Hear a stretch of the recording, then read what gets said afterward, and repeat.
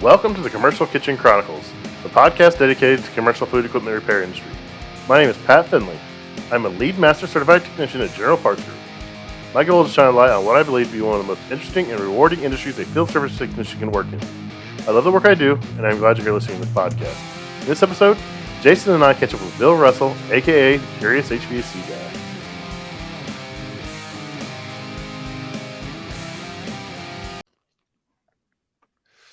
What's up, everybody? Welcome back to another episode of the Commercial Kitchen Chronicles podcast.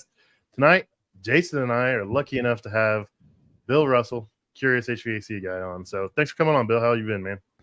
Doing good. I'm doing real good, man. Thanks for having me, by the way. Thanks for accepting the money that I had to pay you to get my way into the show. I mean, I don't mind spending $1,500. Hey, I mean, it's a steep price, but it's worth it. I got to buy my way into everything.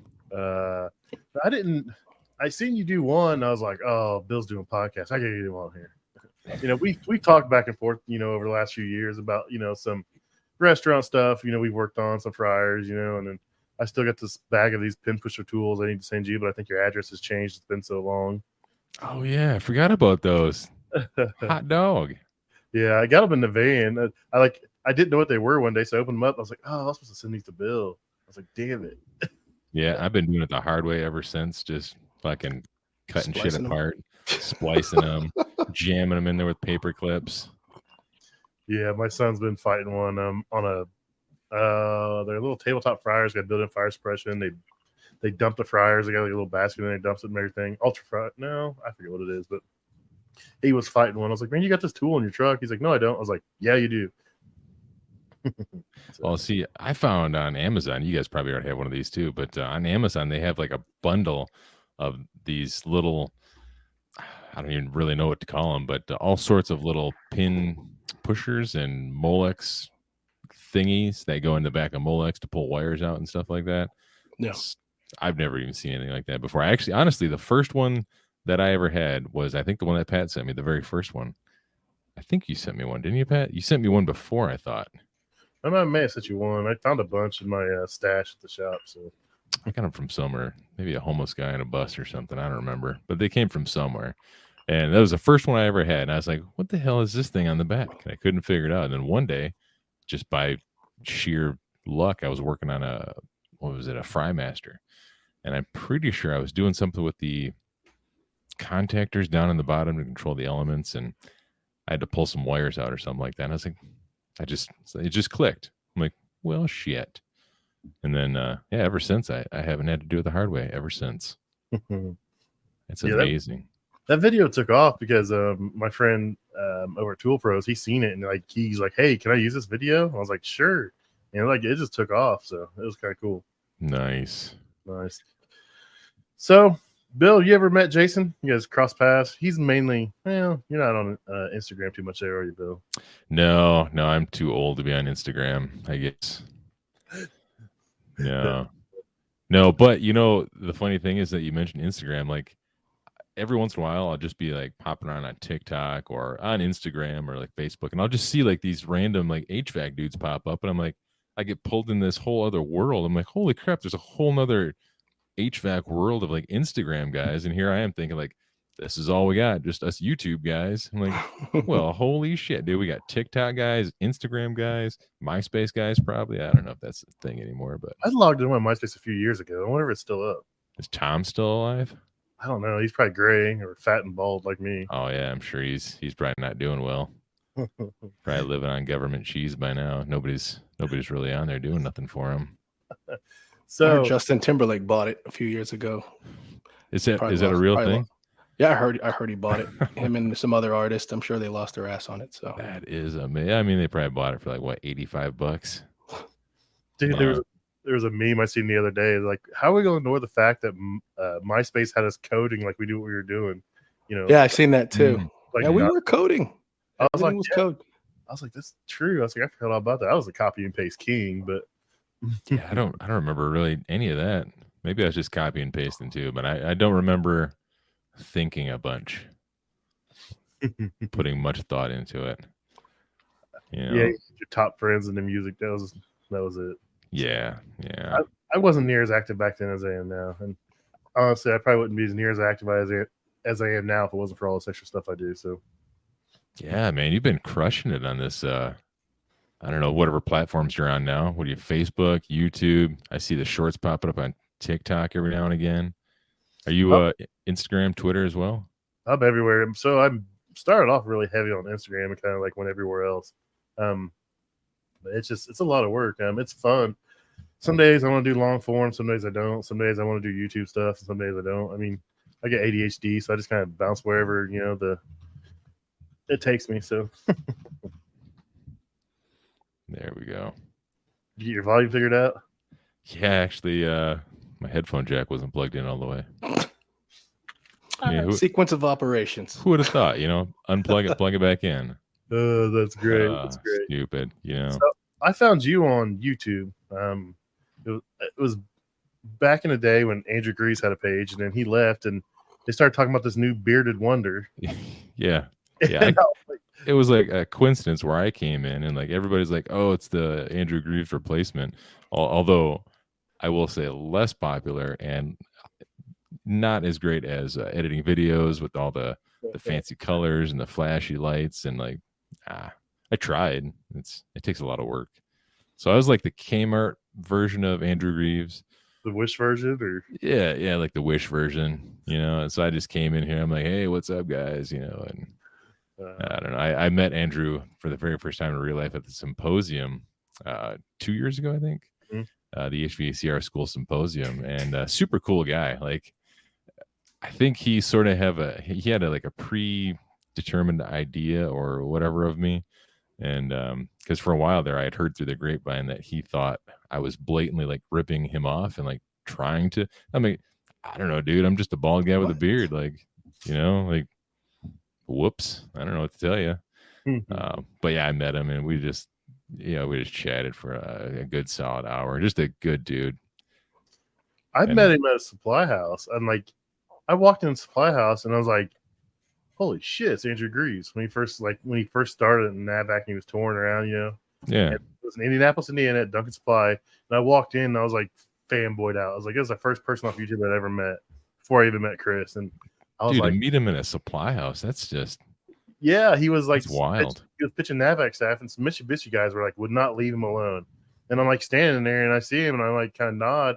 And Mitsubishi guys turn around, give me a dirty look, and he's like, hey, hold on a second. And I started talking to him. I was like, man, dude, I appreciate your stuff. I was like, man, you're a big reason why I started filming stuff. I said, nice to meet you. And he like talked to me like it was no big deal. It was like, but the Mitsubishi guys would not like leave. They gave me a dirty look like I was interrupting something. I was like, whatever, dude. Be like, F you, China, get out of here. So Jennifer said you're not wearing pants. I mean, it's not Thanksgiving, so no. I'm not at a funeral, so I mean, what's the point? So I alluded to it in my promo that a lot of people probably don't know that you actually do quite a bit of hot side work besides refrigeration and HVAC. It's bonkers. Of course, I will say for me, it's harder to film. I have made some videos on hot side stuff, but it's like few and far between because the situation has to be ideal in order to film some of the hot side stuff I do. Because I work in like the hot side places I work in is 95% fast food, and then the other 5% is like nursing homes and schools. And in those, like you get an afternoon call in a school, a commercial kitchen in a school, like there's usually nobody there. All the lunch leaders are gone. You might have a maintenance guy peering over your shoulder, but you can usually catch a few things on film. And then with the fast food, not so much. I was able to do a fryer one time. I did a pump change out on a Henny Penny fryer, and like that was cool because I did it so early in the morning. The manager was like, dude, I'm going to go get some coffee. I'll be back in like 2-3 hours. I'm like, have at it, bro. I'm going to be here. Bust out the camera, did some filming. But yeah, I do quite a bit of hot side stuff. I will say the hot side stuff I do, it's not like the big commercial kitchens like you guys do. Like I said, it's all fast food, sometimes fast casual. You got your simple Henny Penny fryers, Pitco, Frymaster, and then hot side stuff. But like the stuff that you guys are doing, your flat top double sided grills at like McDonald's, the Garland grills, like those things are spaceships compared to some of the stuff that I touch, And then the other thing, that picture you have behind it, that rationale oven you got right there. Yep. I worked on those. I went to a Did week long training class in Chicago for those like you? five Schaumburg. 5 years ago, and I met this one dude who was training at the time to be a tech support guy. His name was Rama, Oh, and okay, I'll be nice. yeah, We'll stop there. well, I don't know That's the much guy about that this yells guy. at you if you get there too early. Oh, does he? Yeah. Well, Anyways. I don't know nothing about this guy, but I just remember out of that class, the only thing I did most of the time was I just said, "Hey, Rama Lama Ham Jam" or something. I just made Oh, fun of his name the whole time. shit. I'm gonna say that. And next time I call tech support and I get him, I'm saying it. He'd be like, "Hey, is this Rama Lama Ham Jam?"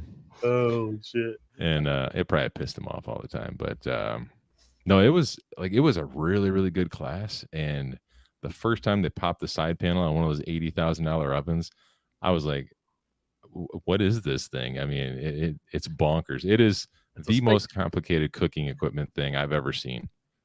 And they are the most out of all combi ovens. Rationale's the most overcomplicated one out of all of them. 100%. Like I work on all different kinds of them every day, and like I go from the most basic ones to these. And it's just like, what are you guys doing? Yeah, I've done probably more combis than like rationals or rationales. I don't even know how to say it anymore. Rationale. I'm gonna call it rationale. But like the basic ones, I've done plenty of those, and like the real basic versions of like the South Bend, the Garlands, where it's just a blower in the back and a heating element, Oh, it's a normal oven, yeah. Yeah, really nothing to them. Like I've done plenty of those, but every once in a while I'll get an oven like that, and I'm like, I have no idea. Hey, you can always reach out to me. I'll help you out. Like, dude, even during the week long training course, which by the way was the best training course I've ever been to, because at the time they were training chefs on the other side of the classroom or part of the building. Like, so for a whole week, I ate some of the greatest food I've ever eaten in my entire life. Fantastic. But even during the class, like we'd go through something just in and out, up and down, sideways, and then it'd be like, all right, now we're gonna go over here and do it. And I'd get over there and I'd pull the side panel off, and I'm just like pulling hoses. There's water spraying everywhere. I'm like, dude, can't we just like make a simple oven? And Yeah. like, but you can bake a cake and cook fish and make potatoes at the same time. I'm like, why? That's great. That's great. I love them. I mean, I make a ton of money on them. I'd rather do some more refrigeration than I do hot side right now, but just kind of the way our market is and the way we're staffed, that I kind of take care of a lot of combi ovens. I was out till 5 in the morning last night installing two pretty greasy, nasty ones, and I put some stuff out there. So you'll see it float around. I just, like you said, the hot side stuff's kind of hard, man, because you'll film something, and all it takes is one person to say one thing, and all of a sudden they know where you're at. And you can't share it. That's a good point too. It's like like you scan by, like I'll be at a Buffalo Wild Wings, I'll be doing something, you scan by, and all of a sudden there's a Buffalo Wild Wings cup on the floor, and it's like, he just ruined the whole video. I can't show no issue because that was in the corner. You didn't realize it. It was like, man. Like I'm in freezers sometimes, and I'm zooming around. I'm like, oh, there's a logo. There's a name of a product or something that's only known to that restaurant. Like, yeah, it's real stupid sometimes. Yeah, that's why I see it is easier doing up on the roof, doing the rooftop stuff, the HVAC stuff. I think it is easier doing that. But I mean, 100%. After hours or in the school, something like that. Somewhere there's no branding. The branding is what gets you in trouble, because then they want to, where, everyone's gonna know where you're at. I mean, I can tell where people are at by the floor tile in most cases. Yeah. With what you do, are you doing like HVAC stuff on top of the refrigeration and the hot side as well? Yeah, we have very few customers that do HVAC for, just a couple. I like doing it, but we just don't advertise it or push it enough. So do you ever, I often think about this, but do you ever wish that you would just take one part of your world and just like, this is all we're going to do. We're only doing hot side, or we're only doing refrigeration, or we're only doing this, just so you could be exposed to it on such a consistent basis, like you'd be the guru at it? No, I get bored. Yeah, I like the variety and whatnot. It's like when you're at the gym, you got a muscle confusion. You just got to keep. See, I often wrestle with that idea, because I feel like if I could just like stick to one lane, I could master it. Where right now, like I'm on a 9-lane highway doing HVAC and refrigeration and hot side, and we do a little bit of plumbing, and then we're changing breakers. And I know enough about everything to get by and do a pretty decent job. But I wish I could just focus on one lane and be like that one guy, the Rain Man of fryers, or the Rain Man of refrigeration, or be the next Chris Stevens from HVACR videos if I ever could. Yeah, I don't know. I'd get bored, man. I can't do it. I like what I do, so until that changes, I'm not gonna. Like, I will say, if I was given an opportunity, I probably would get bored. But since I'm not there now, it's easy to just spout this off and be like, I wish I could just stick to one thing and be great at it. And then a week later, I'm like, this fucking sucks, man. Company sucks. We never go anywhere. I'm doing the same thing every day. Yeah. I think a lot of customers, appreciate the variety of someone walking in and being able to work on their HVAC, their hot side, their refrigeration, and just Yeah. in the beverage system like I do. And but Oh, then you at do the beverage same time, systems too? I do. Oh, very But nice. at the same time, you see like high rises and some commercial properties, they want the manufacturer in there, or they'll hire several companies to do what they do good, best. So they'll want just Train in there, or Carrier. They'll want whatever the manufacturer. And then there's others in the restaurant. We're in the restaurant world all the time, so it's just like, can you do it all? So we don't have to wait for, I think it's like you said. I think they just want that one-stop shop, the simplicity of like, I want to be able to make one phone call and have all these problems go away. Yeah, I find that too. The problem is most of the time, there's very few guys that are proficient at everything, and there's even fewer that are good at everything. Is the hard part. Yeah. Well, like, how do you train a guy for the line of stuff we do, like the variety? Like, I don't know, you have to ride with you for years just to be able to be exposed to enough of that variety to be confident and well versed in it enough to break away on his own, I think. So his company does a really good job at doing it, at training and bringing stuff up. Mine. It's pretty much trial by fire. So my son, I'll use him as an example. He's been with us. He'll be a year and a week, and he's been with me or another guy for pretty much 8 months, 9 months. We let him do some stuff on his own occasionally. It's pretty much just right if somebody figure it out. We were trying to do hot and cold at the same time, and I just told him it's just too overwhelming. So right now we just kind of like focus on hot side with him. Once he gets proficient at that, he wants to pick up the cold side because he just wants to do as much as he can. He's got ADHD like me, and he gets bored, so he wants to do more. So we're gonna let him run hot side for a little bit, a couple of years, probably about 2-year anniversary, and then we'll start working in some refrigeration side. Oh, see, and that's not bad. I mean, as long as you're just kind of like, here, we'll give you this one section of what we do, and let you cut your teeth on that, and then we'll start introducing some of the other stuff. That's not a bad way to do it. So what do they do what do they do there at Casper's as far as like if you get a green guy that wants to do everything? How do you guys break it down, Jason? My apologies. My daughter's just screaming in the background. Hey, I just had my headset off. My apologies. We got kids. No, we're just talking about how do we train bringing a guy in? So say if you guys got a green guy in and he wants to do hot side and cold side, how do you guys go about bringing him up?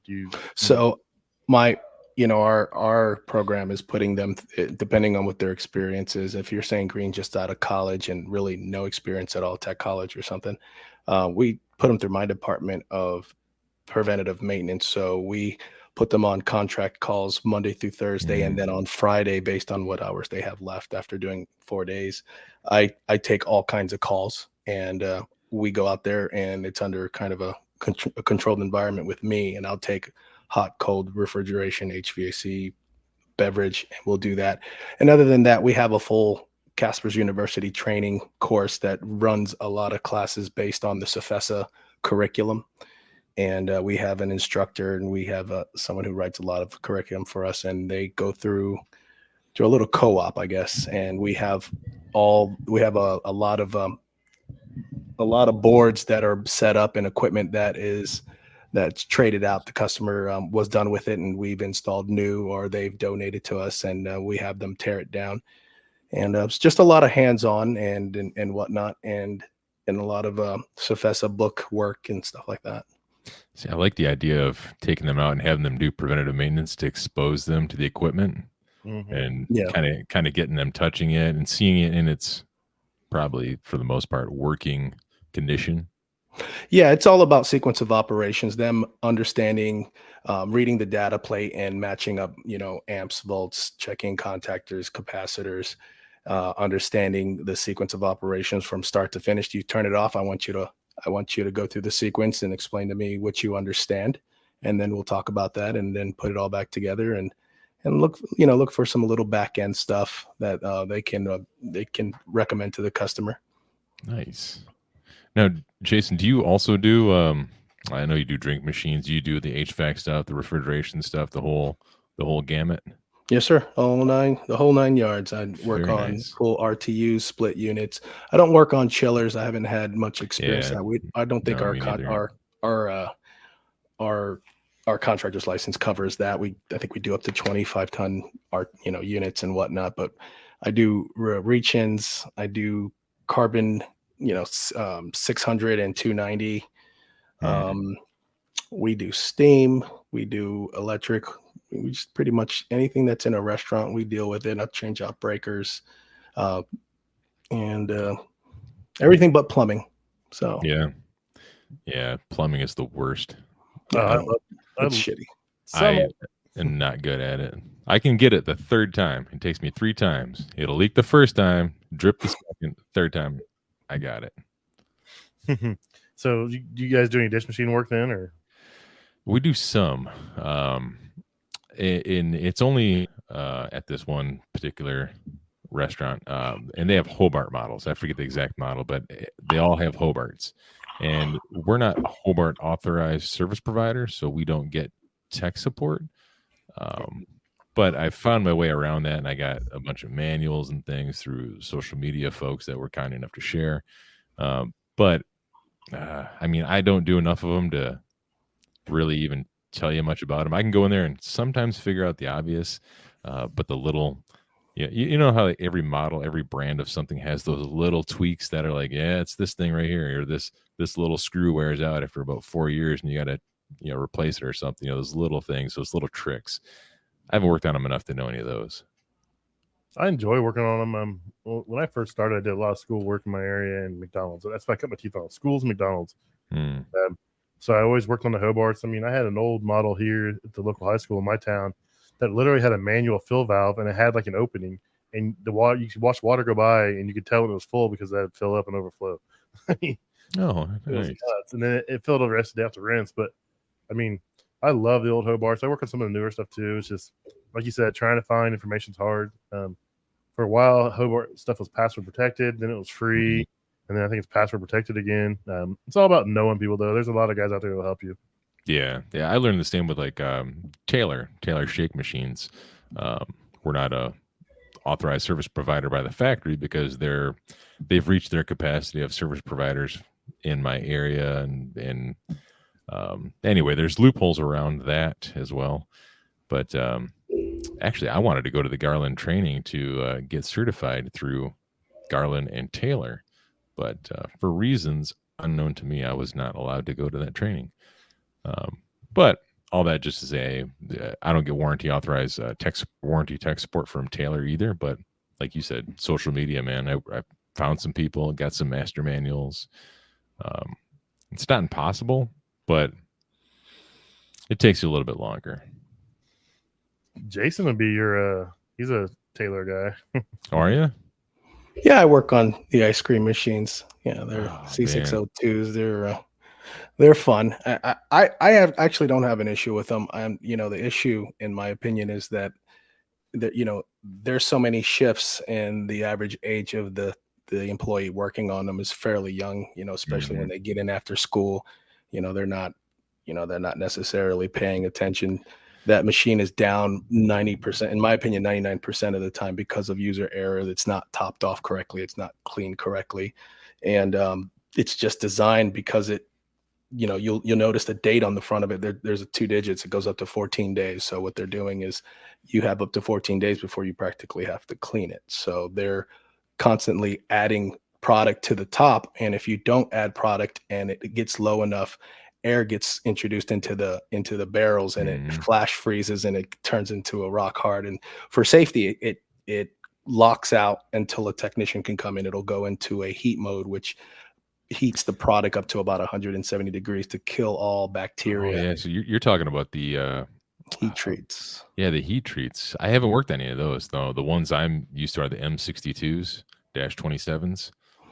The Taylor's the probably what That's you Is like. that the older style? It's still, Yeah, I think it's still, it's like a C602, but it's the older one. yeah, It's yeah. And not I think they do have glycol in them, and they do have they use a glycol that runs around the barrels and the hoppers, and it's just a heat transfer for the cold to keep the hopper 38. Oh, yeah. No, the ones I And work on, there's no glycol in them. no glycol. No, And is it not gravity none of the fed? ones. Yeah, It is. yeah. Okay, that's like Wendy's, They and do things like. have well, syrup. A.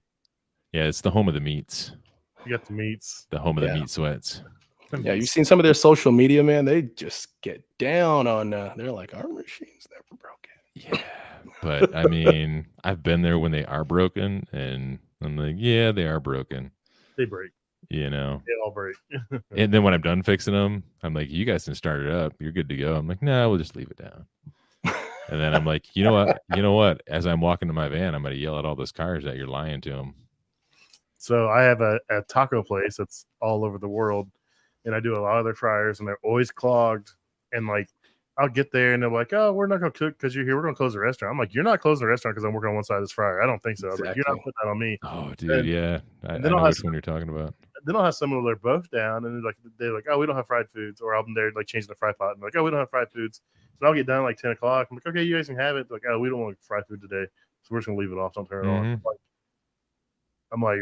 I'm telling your maintenance guy I'm done, because I have to call their maintenance guy and tell him. I was like, I'm telling him I'm done. So Yeah, it's all in the paperwork, you know. I'm like, it's on you guys if someone calls and complains. Don't blame me, because I've had people blame me. Oh, the guy was working on it. I'm like, that thing was fixed and I was gone 2 hours ago. Don't blame me for that shit. Mm-hmm. Do you work on their rethermalizers? Yep. Yeah. See, I've only worked on like a handful of those, which I guess Always temp control every time. is it? It's always temp control on those. I'm always there for the leaking probes at the top right. It's always dripping water down. Yeah. So I think I know what place you're talking about. Yeah, with the bags of pre-browned meat. Bagged meat. Yeah. Good. It's not, I mean, it tastes good, but I mean, I don't like to see it. Yeah, you don't know how the sausage is made. I don't want to see it before it goes in the taco. You know what I'm saying? It's kind of like seeing your wife without her makeup on. Like, I don't want to see it. Just put your makeup on, then I'll look at you. 2 a.m. when the lights turn on at the club. Yeah, you're like, oh my god, are you a truck driver? No, oh, that sweat did you dirty. I came here with you. Like, Jesus Christ. Like, well, there's one more song, I guess. So, do you do any Quentin Webb's talking about Subway speed ovens? Do you do anything? Have you ever worked on a Merit Chef or a Turbo Chef oven or anything? I've done maybe like one or two way back in the day. Not even enough to even tell you a good story about them. Other than one time, a former employee of ours was working on one of those. He set it on the counter in such a way that it wasn't balanced. It fell right on an employee's foot. I say throw it away. It falls off the counter because you'll never get the cereal again. Just throw it away and start over. That's an expensive accident. Yeah, I don't know whatever happened to that. I don't know if there's a lawsuit, or I know she had to go to the hospital. I mean, because those things, I mean, they're not light. So Jennifer wants to know if you prefer to be with a carnivore or a vegan. Oh, that's a good question. I'm going carnivore. She already doesn't drink. She's a vegan too. Jesus. Oh, is she? Does she not drink and she doesn't eat meat? Sorry, I didn't mean to put that out there. No, she prefers not to drink, like a lot of us. Yeah, I haven't. Love you, Jennifer. I haven't drank in 5 years, but yeah, I remember watching some episodes where you were talking about that. Yeah, I drank enough to float battleships around the ocean if I could. So I'm like, yeah, we should probably stop. You know, my drink of choice was Steel Reserve. Oh boy, Steel Reserve and cheap Scotch. That's all I would drink. I try to drink. I generally have 1 or 2 a little bit of whiskey a week, and I try to do it for the podcast, or I'll sit here and look all mad and pissed off and not relax if I don't. So, oh, if you don't have a little drink, yeah, just to relax. Someone's like, "Why don't you go eat some edibles?" I'm like, "Nah, I can't do that, dude. I'd be asleep and drooling on myself." Oh, 100%. I've tried that too, and it just makes me useless. I always see Chris eating something. I'm like, what's he eating? Oh, Chris? Yes. Yeah, that fat bastard. That dude eats so much. I see him, like, he said something about a gummy one day, and I was like, is he doing what I think he's doing? Oh, yeah. Yeah, 100%. California, man. California. Well, you're in Michigan, so there's yeah, it's the same here. But like over here, there's randomized drug tests and whatnot. So, and the weird thing is, like, it's legal, but you're not supposed to have it in your system. I'm like, well, I guess I'll just go back to being a raging alcoholic. You can't test for that, right? As long What as does I'm that not... even mean? You can't have it. You can do it, but you can't have it in your system. Well, they mean you're not really supposed to do it, even though it's legal. Oh. You're not supposed to do it.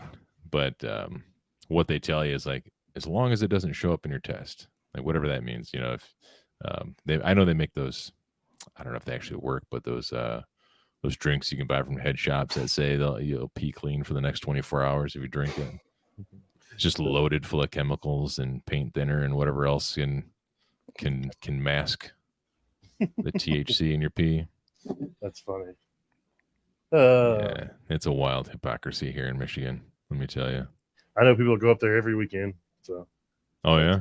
Oh yeah. I mean, it's got some beautiful, beautiful places.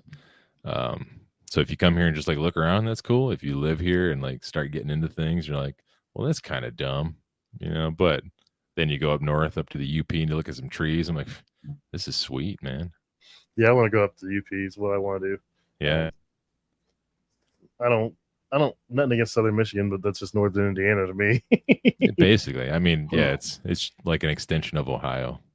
Yeah. Like if you ever do go up to the UP, look up this place called I think it's called Fayetteville. I don't know if I'm saying it right.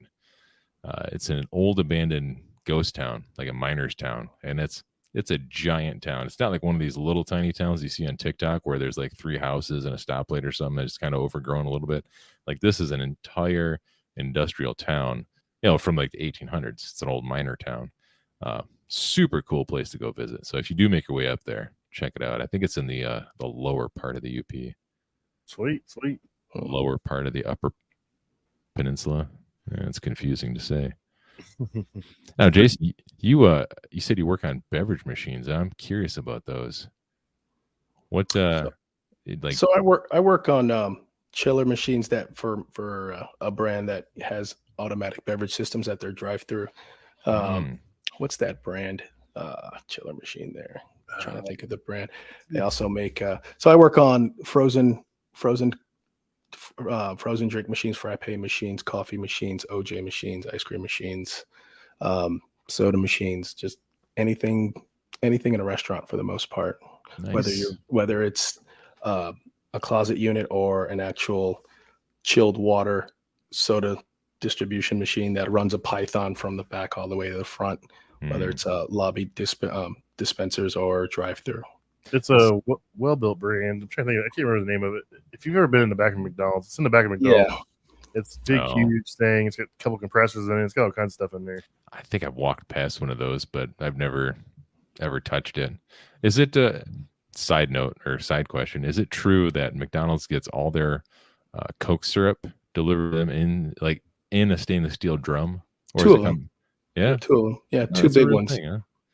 They don't get in the syrup boxes like all the Pepsi and all the other brands. It depends on the location, but most of them have that machine. Multiplex. There you go, Jason Hartman. Thank you, sir. Yeah, so I work on the multiplex system. It has 4 carbonators, and Jason, thank you. Brian jumped in on it too. Yeah, I could remember. Yeah. So I was actually I'm like running through photos of I know it's a Model 50 MR, but yeah, multiplex. They have that, and they have the beverage in a BIC beverage in a cup frappe machine that you can make individual drinks in each cup. But the multiplex system, the 50 MR, it's some locations have the old bag in the box, and they call that like a closet setup. Oh, but most locations have this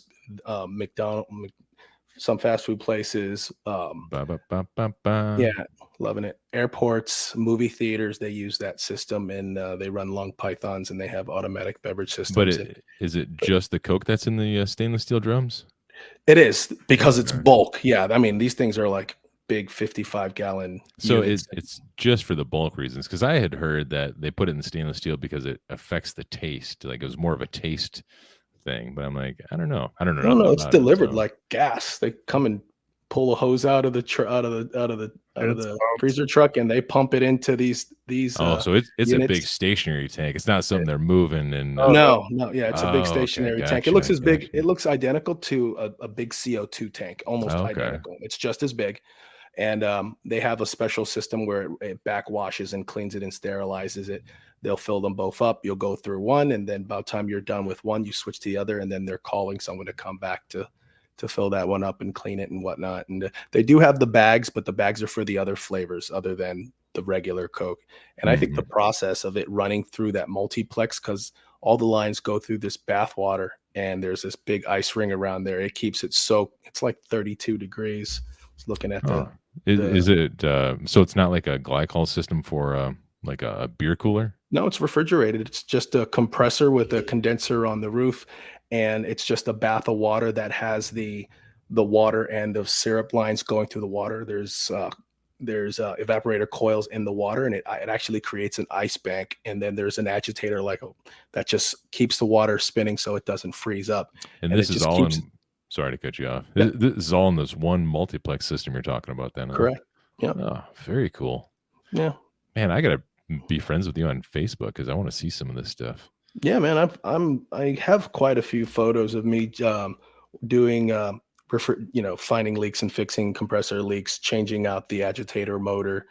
I haven't uploaded, but I take videos and photos of before, during, and after everything I've done since 2010, since I went to school and the 4 years I was there. And then since I've been out, I just document everything. I got tens of thousands of pieces of content that I haven't, edited and put out there, but it's mainly just to CYA and just to review and go back. Yeah. And then I use it to teach and help and share with others. Man, that's pretty neat, man. It's fun. It's really fun. I really love facilities in general. So any opportunity, and that's why I don't think I could handle just focusing on one thing. I think I'd lose it probably because I have ADD too. So it's, of course I'm not going to be a master at any particular thing, but I think if you stay That in sounds like practice, your way around it pretty well anyway. The foundation is knowing sequence of operations. If you understand sequence of operations of any piece of equipment, you're gonna be good, Yeah, and being humble enough and not being too prideful to reach out to others who have put their time in and other professionals and technical support and whatnot. There's a community. Now, I had gotten the opportunity a while back to work on some slushy machines at a certain place that's it's 7-Eleven. I don't care. It's 7-Eleven. Yeah. And these slushy machines, I forget the name of them, but it's such an obvious name if I had remembered it. But anyway, slushy machines, 7-Eleven. They're like, they put a call in and they're like, "Hey, Bill, you want to go work on these?" I'm like, "Sure." I've never worked on one ever in my entire life, but I took a class a long time ago on like margarita machines. Yeah. And so I go out there and thinking these are similar, but this is like basically taking an oven from your house, comparing it to a rational oven. And like this thing it's a 4-barrel machine. And like the sequence of operation things like the compressor and the refrigeration system, like all that stuff, I'm like, all right, well, that was easy to identify. But Yeah. the tricks that I was having a hard time with was like the syrup mixture and the air to ratio combos, things like that. Because their issue wasn't like blatant it's not cooling. Their issue was sometimes the mix is too wet, sometimes it's not wet enough. Yeah, so it's a consistency issue, which I get tech support on the phone. They're helping me, and they're like, "Well, all right, you got to draw the barrel down. You got to like flush the barrel," and then we had to like restart, do everything over. I must have wasted like all that dude's syrup just like because every time we'd like make a change, he's like, "All right, drain it down, and then get your refractometer out and test this and this." And he's like, "Now we got to fill it back up." And there was a certain way you had to like fill it back up, fill it up halfway, pull this little plunger to release the gas inside. And I was, pressure, yeah. I was like, I probably that place out of business. I think Did they have you putting the little drops of the product on there to see the sugar content? Was it a rectifier? Yep. Staring through there. Yep. Refractometers. No. What's it called? Refractometer. Refractometer. Yeah. Yeah. And I was And the thing with that is like I could take the same mixture of whatever, drop it on there once, look at it, I'm like, all right, we got to adjust it. And then I drop it again without changing out the mixture. I drop it again on there. I'm like, oh, now it's different, but it's the same. I haven't, done anything yet. It's the same mixture, but I'm getting like inconsistent results. And these inconsistent results were leading to like these big changes we were having to do. And they were so labor intensive to go through and like, well, now we got to draw this down. I just feel like if I had been doing this for 15 years, I probably would have known better than tech support. And I'm like, nah, we just got to do this. Bricks. That's what I was thinking of. The bricks mix. Yeah, my boss was a slushy guy for years and years and years. He talks about that stuff. I'm like, no, I don't know part of that, man. I used to do some margarita machines at Cheeseburger in Paradise. We used to have a couple of those around here, and I absolutely hated them. I mean, they're disgusting because people so sticky, stickiest things ever. They throw that liquor around that runs down inside there, and literally, there's nothing wrong with refrigeration. There's nothing wrong with anything except it gets gunked up with sugar and booze, and it doesn't run because how these worked, it just was a switch. So the motor was on tension, it'd run, and when it gets so much tension, that motor would rock and hit that switch, and that's what killed refrigeration. That's all. These things. Just like a torque sensor or something. Yep, the motor would rock and hit that switch and kick it out, and that's all it ran. And then once it thinned out a little bit, the motor would rock back over and go. I mean, super simple, but the problem was they just be throwing that mix around, dude. I'd have to go in there twice a year. They had quick connects on the back. You'd unscrew the quick connects line set, take them outside, pull the motors out, and take hot water and just blast them with hot water and blow all that shit out. Put them back together. You come back in 3 months, you change the bearings in that plate for the motor because that's the spin. 3 months later, do it again, come back, take a hose, clean it out. It's just a nightmare. The thing that I always found weird was like when you're working on a slushy machine or like a shake machine at a restaurant, like the amount of people that are so angered that they can't get their slushy or their shake or their ice cream, whatever it is, they're just so enraged. And at my time at 7-Eleven, I'd be working on something else. I just watch the lineup of people coming in for these slushies. And, I'd be working on them sometimes. And I'm just like getting this goo all over my fingers. I'm like, people are just sucking this stuff up. And I'm like, this stuff is like, I feel I could dip my hands in there and just climb up a wall. It was like the stickiest substance. I'm pretty sure that like slushy syrup is the main ingredient of Gorilla Glue. 99% sure that's how it works because it's just the stickiest stuff I've ever experienced in my whole life. It's about right there. Some of that stuff you find under a fryer, man. Some of that old grease that's sat in there and heated. And oh yeah, dude. And it doesn't come off. Like my son, he started working with me. He's like, "How do you get this off?" I was like, "Oh, you go to the back and you get steel wool or scratch pad. And you take a layer of skin off, bud. Mm-hmm. That's the only way it comes off. You boil your hand. That's how you get it off. Go Joe. Yeah. Man, fryers, that'll give you nightmares. I don't know, what do you guys think? Like what's the nightmare situation you always like you kind of prepare new guys for? Like, listen, this is gonna be the worst thing you're ever gonna see. Like what's your thing? I like to take the new guys to I like to shock them, take them to like a chicken joint. And I don't mean like a fast food chicken joint, like the close on Sunday kind of places. I mean like the ladies walking around kind of chicken joints where they're prepping their food on the 3-compartment sink kind of chicken joints. And so, yeah. Chinese restaurants. Chinese restaurants, man, they got a different view of cleanliness. I'm not sure how any of them stay in business. Like when I first started, I was working on a wok, which if you don't have any idea, if you've never worked on a wok at a Chinese restaurant, you aren't a hot side tech, man, because that will change your life, dude. I've never seen so many orifices and so much gas pressure. Dude. It's insane. Like I've never 24 just I've seen them at Panda. We used to do Panda for a little tiny, like just a minute. And I've seen them there, but I think maybe I did a valve on one time, but I never got too far into it. But yeah, I do remember like just this ball of orifices. And I was like, wow, that's like staring into the surface of the sun. Oh yeah, it's got more BTUs than my freaking oxyacetylene rig. Yeah. They can boil water in those woks in like 2 seconds. I'm like, every time it comes on, like, I don't know, the neighbors cry because their heat goes out, I think. Yeah. But I went to one and legit, this lady had a burlap sack of cabbage in it for egg rolls, and she had it in the back, and she was driving over it with her car, and that's how she was smashing it to break it down for egg rolls. Oh.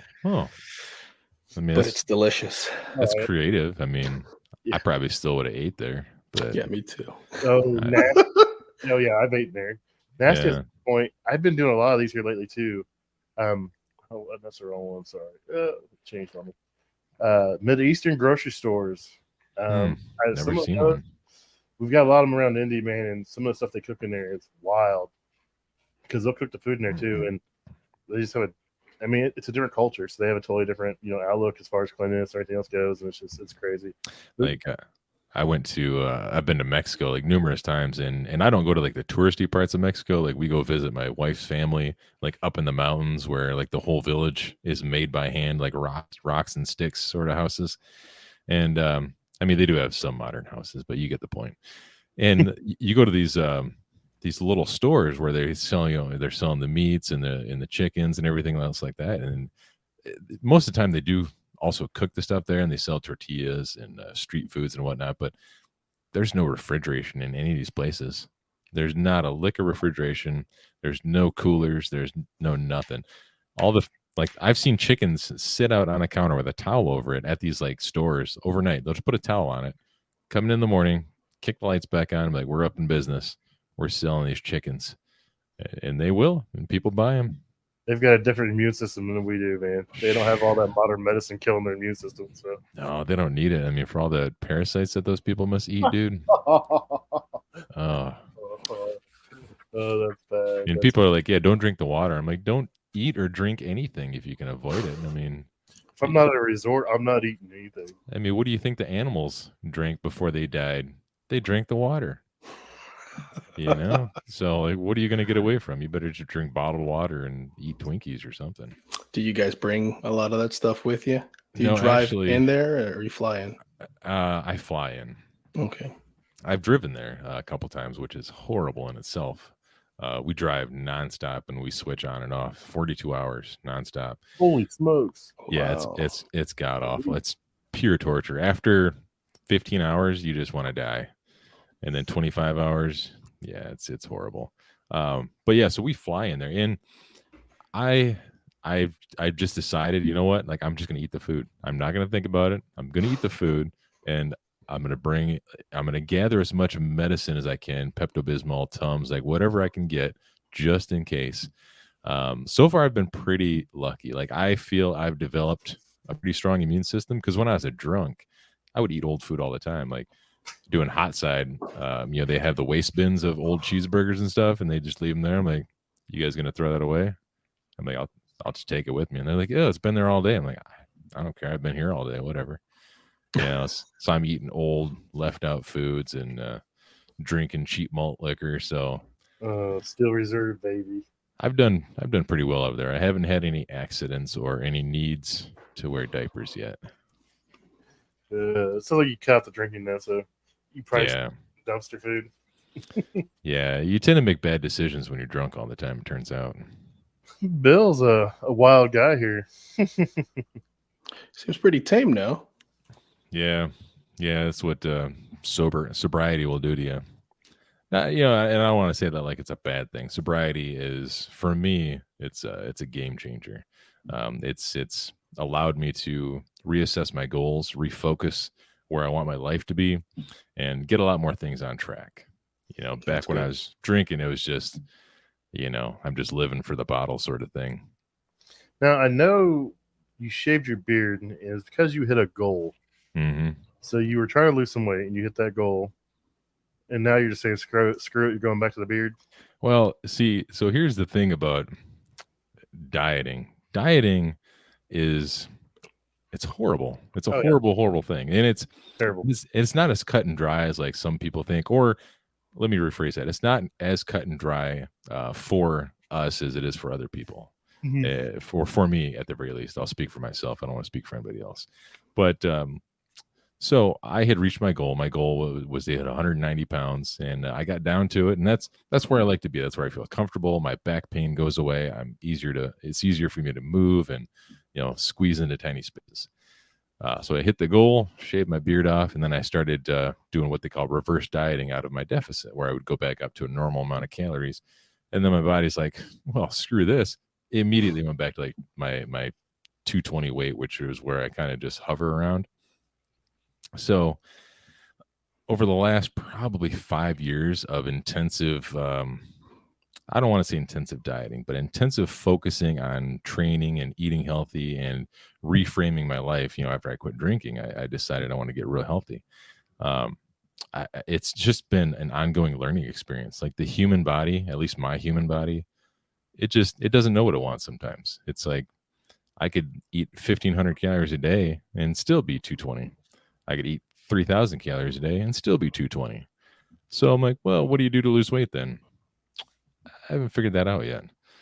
But all that just to say, I've let it grow back out until I hit that goal again. Nice. How tall are you? 6'1". 6'1". 6'3" in heels. So you should be around 180, 185. Yeah. I'm 5'11", and I should be around, I think, 180. And I was 222 all of 4 weeks ago, and I'm at 207 now. But I've been getting up every morning at 4:30 and going to the gym with the wifey for the last 5 weeks and trying to keep a caloric deficit of about 18 to 2,200. So yeah, that's about right where you should be for a guy your size. That's like right about my range too, is 1,800 to 22. Be a quick side rant, and feel free to cut me off because I get stuck in tangents and stories, and I'll go off on a story that makes absolutely no sense and doesn't belong in any podcast forum. But a quick side rant on that, the whole like 220 180 thing and going to the gym and whatnot. It's I don't know how to say it. It's like you get into these habits of doing. Actually, where was I going with that story now? Son of a bitch. What were you talking about? We were talking about the 1,800 to 220, 2,400 calories. Caloric deficit, working out. That's it. Are you for it or not for it? Totally for it. Totally for the caloric deficit. I'm trying to do this thing where I just eat when I'm hungry. Like that's been my sort of thing as of late, because this is what I was going to get to. Man, it took me a while to come back around to that thought. So being a former alcoholic, or I don't know, you're always an alcoholic, they say, but being a guy who heavily depended on drinking to make it through life and using that as a crutch to have something to look forward to and be able to survive stressful situations. Once I quit drinking and quit smoking and quit all of my vices that made life worth living, I was like, well, now what do I do? And then I started looking at food as like this next vice. Like, well, stressed out. Like, well, I'm going to eat something. It's a bad day at work. I'm going to go home and eat something. Instead of having a beer, instead of having that drink, now I was having that cheeseburger or having a piece of cake or something like that, right? Yep. And so now, like, it took me a longer time than I feel it should have to really fully realize that I use that as my new crutch. And so now that's where it's like you can't abstain from eating.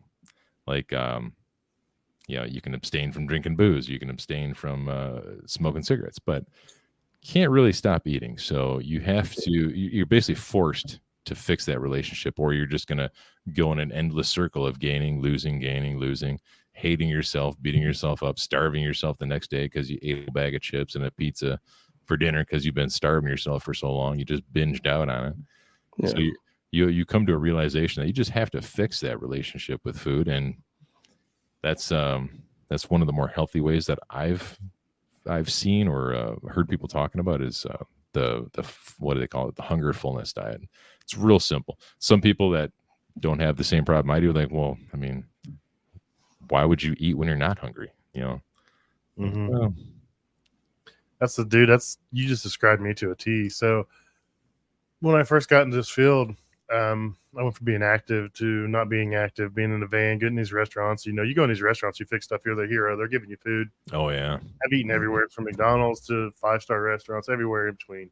And I gained weight because I was sitting. I was moving, and I started sitting in front of equipment, standing in front of equipment, not moving. And then I developed sleep apnea because I got heavy, and then I was smoking cigarettes and eating to stay awake when I was driving. Mm-hmm. And then I quit smoking, and this eating just became more. And eventually, a few years later, I was 400 pounds, and I've had a 100-pound swing like 4 or 5 times the last 8-9 years. Yeah. Well, and see, the other thing that I have an issue with is sleeping. Like I don't have sleep apnea that I know of. I haven't had a sleep study done, but I wake up after I only get like 6 hours of sleep, and I'll wake up just feeling exhausted. And I'll go down, I'll do my little workout, and get that handled. Then throughout the day, I'm just exhausted, which will lead to your body's like, we need energy. Let's just consume everything. We need carbs, we need Mm-hmm. calories. So all day long, you're just like, you feel like you're starving, but you're just exhausted because you didn't sleep good that night. Yep. It's crazy what your body does. Like I said, I used to stay awake, and then it became I was sad, so I ate. I was angry, so I ate. And I mean Hmm. that's what I'm trying to battle now. Now I get mad. I'm like, okay, what do I do? I'm like, okay, I'll smoke a cigar. I'm like, oh, I can't do that because that's it's another terrible habit. It's like, man, you just trade one vice for another, and Yeah. it's Yeah. a wild ride, man. Isn't it? It's like, I wish I could honestly, I wish smoking like didn't do anything bad to you. If Mm-hmm. smoking was 100% like guilt free, didn't give you cancer, none of the bad stuff, dude, I'd be smoking right now. I'd be smoking and blowing in babies' faces because I love smoking. I love it right now. Oh yeah, when I quit, my wife hates the smell of it. When she quit, I'm like, I'll stand right next to somebody smoking a cigarette right now. I'm just like, I remember the day. Oh man, I could pick up smoking in a second. If there was a comet hurtling towards Earth right now, the first place I'm going is the liquor store to get me a fifth of booze and some smokes. Probably a carton of smokes because I'm going to smoke all them sons of bitches. Just sit there waiting for it to come. Just a Yeah, chance. I'm just smoking. And then the news will hit. I'm like, oh, it's going to go around us. I'm like, shit, I got to quit again. It was so hard to quit the first time. But there's no good, healthy vices. So it's like you have to, if you want to get over it, you have to fix these relationships. You have to find the core reason of why. Like, why am I using this as a crutch? Like, why don't I have the tools at my disposal to deal with these emotions, these stresses, this bullshit of life? Yeah, so that kind of leads to the thing you do with Brett, the cooler head stuff. Yeah. Like, Yeah. I don't know if anyone's turned into that. I mean, it happens every other Saturday when they can, but that's a pretty cool platform. I was a guest on there, and you just talk about some of the problems you see being in trades and like how you work on it, how do you be a better person. It's just nice. You're sitting there just shooting the shit with a couple guys. Hey, I did this, this, and this, and I screwed up. I did this, and it's just like no one's there to judge you. It's like you just get it out there and put it out there, and it helps other guys. I've listened to some Yeah. episodes, do some stuff. And I'm like, man, I did that. I'm like, man, that's why I do that. And it makes sense. I mean, it's nice that we talk about it in the trades because it's just been buried as oh, you're a manly man, don't talk about your feelings or whatever. But man, Yeah. so many guys have eaten feelings for years and end up eating a bullet, and I don't want to see that from anybody. Yeah. 100%. They just get unhealthy and or depressed, and they get to a point where they're just like, they don't know how to fix it. They feel like there's no going back there. They've gone so far in the wrong direction. So it's been almost an hour. I'll try to keep it under an hour, a little bit. But I want to thank you for coming on. But I also want to give you a chance to plug your podcast you're on, your YouTube, everything you do, so we can get a bunch more stalkers following you around, man. Yeah, dude, I love stalkers. Bring on the stalkers. The random nudes I get in the middle of the night, that's fine by me. Send them all. Send them all. Send them all. So yeah, you can find me and my buddies Chris Stevens from HVACR videos and some guy named Joe. He's from Canada, and Adam Muffich. We do a little show called the HVAC Overtime Show every Friday at 9 p.m. And then, like Pat said, every other Saturday, me and Brett, the Wet Pretzel, and Adam, most of the time, do Cooler Heads, where we talk about our feelings and how sad we are, and we cry in each other's laps, and it's a good old gay time. It's something that needs to be said, and I don't mind saying it. No, it's a real good time. So and also I do have a little YouTube channel that I put content out kind of whenever it comes, whenever I have the ability to film something. Check me out at the Curious HVAC Guy. Check it out. Hit the subscribe button. Hit some likes. Go leave me some comments. I don't care. I try to read them and respond when I can, but you know how it is. Yeah, it's weird. YouTube notifies you when it wants to notify you that you have comments and likes and stuff. Like sometimes it doesn't, and then all of a sudden you're like, oh, this one's from 3 months ago. I never got this notification, but why did I get it today? Okay. Yeah, I never responded to it. Now I feel like a terrible person for not engaging with my audience. Yeah. And that person's like, they got you on a list now. They're like, well, this person is now on my list, and they're going to kill you because you never responded to them. So I appreciate you coming on, man. You're Anytime. You're a great dude. I love your content.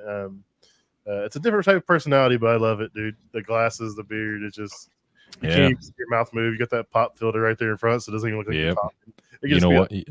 People don't ever ask me why I do that. I do it for a reason. Why is that? I don't trust deaf people. Don't trust deaf people. Just thought maybe you just plug a still in during the podcast. Nope. You just walking around, got a microphone clipped to your shirt, and you're just doing whatever you want. You can't read my lips if you can't see them. He's like, ADA rules don't apply here. Nope. What am I saying now, Helen Keller? Oh, God. You ain't got shit on me. So do me a favor, guys. If you're not following Bill, which I'm sure you are, please go follow Curious HVAC Guy everywhere you can follow him. He's a good dude. He's got some great content. He's make sure you check out the HVAC Overtime Show. I will tell you that was the greatest thing when you guys started that back up, the little promo video. I literally was crying, laughing. I was dying when that came out, dude. So the one that Ryan made? No, it's a promo. When they started doing the show back up, it's like, who was like living under a bridge and huffing? Oh yeah, it was Joe. Joe was huffing, dude, living under a bridge, and yeah, it was a good time. I wish we lived closer because we would love to do stuff like that like more often, but we're all so spread out, and the time it takes to make something like that when you're all remote. Yeah, we've been talking about doing some more stuff like that for years, but it's just that we haven't had the right time. Just blame the California and the Canadian guys. Yeah, exactly. So, all right, man. Thanks for coming on, dude. All right, Bill. I'm gonna connect with you, man. Thank you. Yeah, hit me up, man. I'd love to talk more about some of the stuff you do. Excellent. See you guys.